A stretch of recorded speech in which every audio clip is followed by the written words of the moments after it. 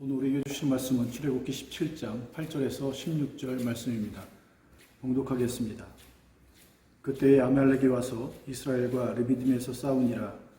모세가 여호수아에게 이르되 우리를 위하여 사람들을 택하여 나가서 아말렉과 싸우라. 내일 내가 하나님의 지팡이를 손에 잡고 산 꼭대기에 서리라.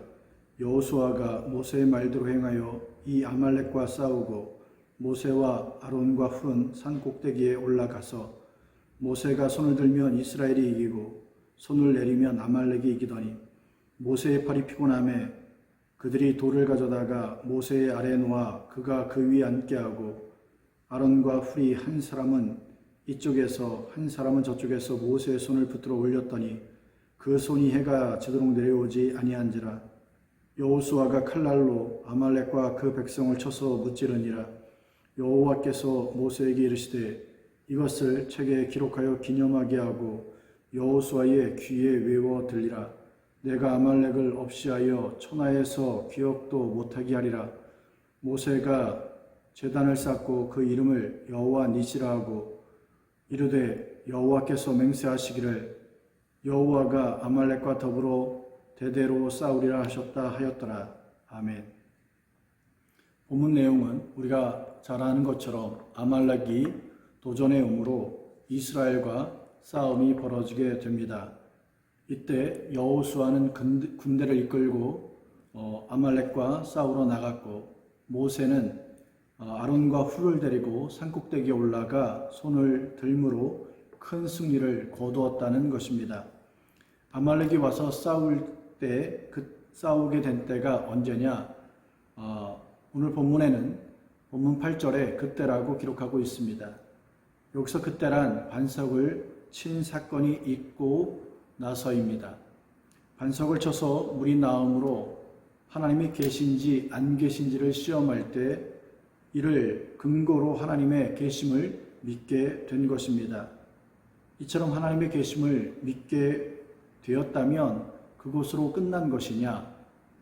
끝난 것이 아니라 이제부터 갈등과 싸움이 시작되는 것입니다.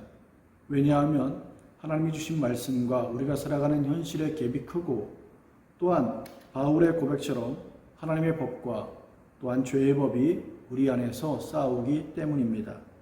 그래서 말씀대로 살고 싶어 하지만 그것이 잘 안 되는 것이죠. 그러나 이것이 무조건 나쁘다고만 볼 수 없습니다. 왜냐하면 죄의 법 아래 살던 우리가 이제 하나님의 법이 들어온 증거가 되기 때문입니다. 출애굽한 이스라엘은 통치의 주체가 애굽 바로에서 하나님으로 바뀌게 됩니다. 하지만 이스라엘이 가졌던 노예의 근성은 쉽게 사라지지 않았죠. 그래서 대부분 먹을 것으로 원망하게 되는데 실상 그 뿌리엔 애굽을 그리워했던 것입니다. 그러니 애굽을 그리워하는 상태에서 구원받은 자로서 가나안을 향해 거룩한 행진을 하지 않고 자꾸 애굽으로 돌아가고자 했던 것입니다. 이때 아말렉이 공격하게 되는 것이죠. 이스라엘을 공격한 아말렉이 누구입니까? 에서의 손자입니다. 그리고 에서는 야곱과 함께 이삭의 쌍둥이 아들로서 장자입니다. 마태복음 1장에는 예수의 족보가 등장하고 여기 열거된 이름은 전부 예수와 연결되고 구원받은 자의 영적 계보를 보여주는 것입니다. 그래서 아브라함과 이삭과 야곱과 요셉으로 이어지는데 문제는 이삭의 장자인 에서가 빠졌다는 것입니다. 왜 빠졌느냐? 장자권을 팔았기 때문입니다. 장자권이라고 하는 것은 당시 아버지의 재산과 기업을 이어받을 현실적 권리지만 중요한 것은 장자가 돼야 바로 생명의 족보, 예수 그리스도의 족보에 들어간다는 것이죠. 그래서 장자권은 하나님이 절대적으로 필요하다는 신앙적 고백이 되는 것입니다. 장자권을 획득한 후에 야곱은 형의 위협을 느껴 집을 떠나게 됩니다. 집을 떠나니 광야에서 하룻밤을 머물게 되는데 돌베개를 베고 잤다고 이야기하죠. 돌베개라고 하는 것은 힘든 생활을 이야기하고 또 외삼촌 집에 다다르게 되지만 거기서도 외삼촌으로부터 사기 결혼을 당하게 됩니다. 중요한 것은 눈치 빠르고 이기적이며 사기도 잘 쳤던 야곱이 신기하게도 그 엄청난 시련을 겪으면서도 장자권은 절대 빼앗기지 않는다는 것이죠. 그리고 약강을 건너 형 에서와 화해할 때도 결코 장자권은 반환하지 않았습니다.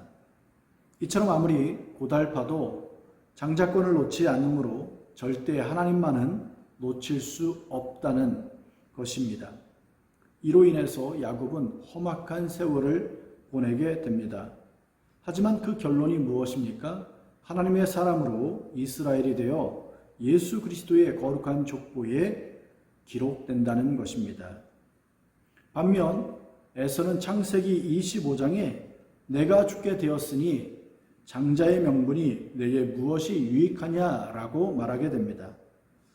이는 장자의 명분은 육신의 배고픔에 전혀 도움이 되지 못한다는 것이죠. 이는 장자권보다 먹는 것이 이 땅을 살아가는데 인상에는 더 중요하다는 것을 의미합니다. 그래서 에서는 장자권을 팥죽 한 그릇에 팔게 됩니다. 팥죽은 붉기 때문에 에서는 불타는 뜻을 가진 에돔이란 별명도 얻게 됩니다. 성경에서 에서가 장자의 명분을 가볍게 여겼다고 기록하는데 이는 인생의 팥죽이 예수보다 더 귀하고 중요하다는 것을 의미합니다.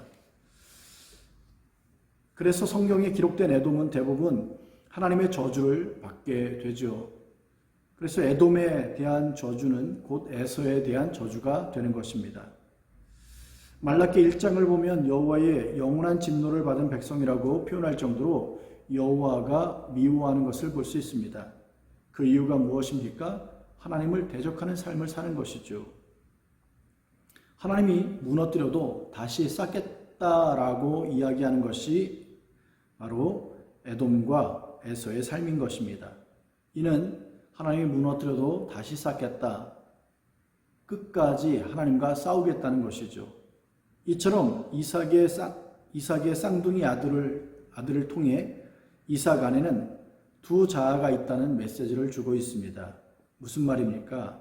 하나님 없이는 절대 살 수 없다는 야곱과 또한 끝까지 하나님과 싸우겠다라고 하는 그 에서가 우리 안에 존재한다는 것이죠. 그래서 우리 안에는 하나님을 간절히 원하는 자아와 먹고 사는 것 때문에 언제든 믿음을 버릴 수 있다는 자아가 양립하게 되는 것이고 그로 인해서 우리 안에 갈등과 충돌이 일어나게 된다는 것입니다. 그래서 은혜를 받으면 목숨 걸고 예배를 지키려 하지만 은혜가 떨어지면 밥 한 그릇 먹기 위해서 예배를 포기하기도 하는 것입니다. 이처럼 야곱과 에서가 우리 안에 다 존재하고 있는 것입니다. 그런데 우리가 이 땅을 살아가면서 에서의 모습으로만 살아간다면 어떻게 됩니까? 에서의 후예가 아말렉이고 그 역시 믿음에서 벗어난 삶으로 전락했기에 성경에는 늘 이스라엘을 공격하는 대적으로 나타나고 이는 곧 하나님을 대적하는 것입니다.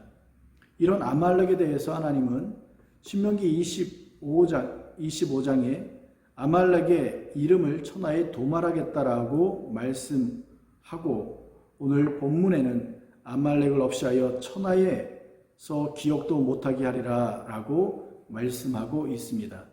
그러므로 신자는 반드시 아말렉과의 싸움에서 승리해야 합니다. 그럼 내 안에 벌어지는 아말렉의 싸움에서 이길 수 있는 비결이 무엇입니까? 산꼭대기에 올라가는 것이라고 우리가 이해할 수 있으나 사실 산꼭대기에 올라간 모세가 행한 모습은 손을 드는 것입니다. 그러므로 어려운 일, 즉 고난과 아말렉이라고 하는 영적 도전을 만났을 때 산꼭대기에 올라가서 뭘 해야 되냐면 손을 드는 것입니다. 여기서 손을 든다는 것은 1차적으로 기도를 의지하지만 더 중요한 의미는 항복이란 것입니다. 그래서 모세가 하나님을 향해서 했던 기도의 내용은 바로 하나님 앞에서 자신을 항복시켰던 것입니다. 항복이 무엇입니까? 모든 권리를 포기하고 하나님의 처분에 맡긴다는 것이죠. 문제는 기도는 하는데 우리는 항복하지 않는 것입니다. 왜냐하면 하나님 처분에 맡기고 또한 모든 권리를 포기하면 내가 원하는 대로 내 마음대로 살 수 없기 때문입니다. 그러다 보니 내가 원하는 대로 해주는 것만이 응답이라고 여기는 신앙으로 전락하게 됩니다. 그런데 항복이라고 하는 것은 이 문제가, 이 고난이 내 뜻대로 안 풀려도 때론 내가 싫어하는 방법으로 풀린다 해도 그 모든 것을 하나님의 처분에 맡기는 것입니다.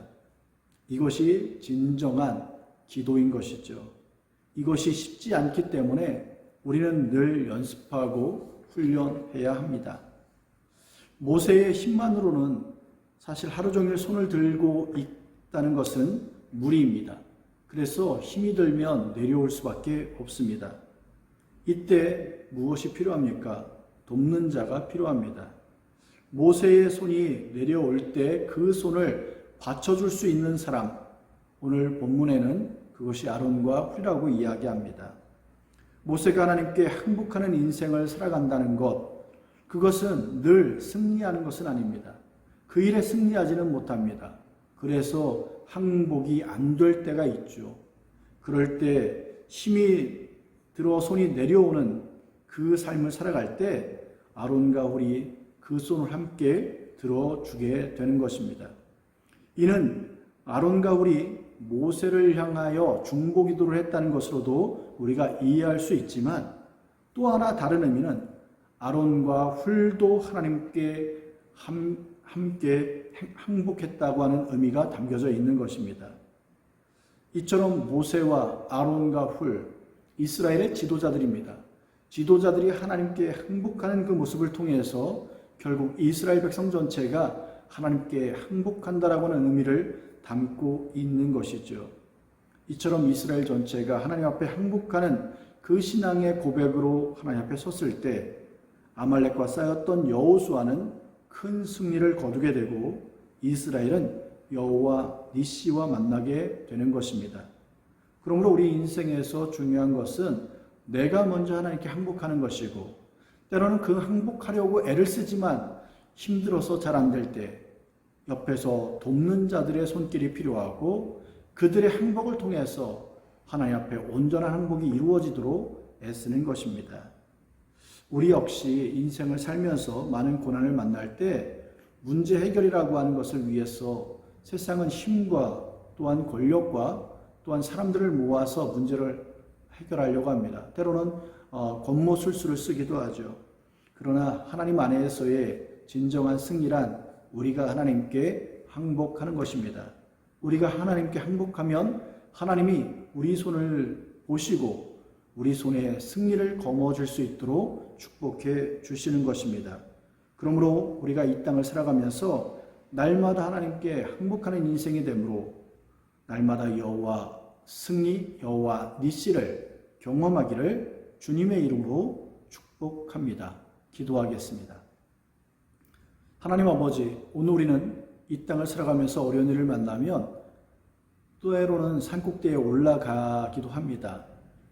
거기에서 부르짖어 기도하고 우리가 원하는 방향을 놓고 소원 기도를 올려드리기도 하지만 사실 하나님이 원하는 그 모습은 산꼭대기에 올라가서 단순히 기도하는 것이 아니라 하나님께 항복하는 기도, 그래서 우리의 뜻을 꺾고 우리의 의지를 꺾고 우리의 결단을 꺾고 그래서 하나님의 의의 선택들을 존중하며 하나님의 처분을 따라서 하나님의 말씀을 따라서 행하는 것인 줄 믿습니다.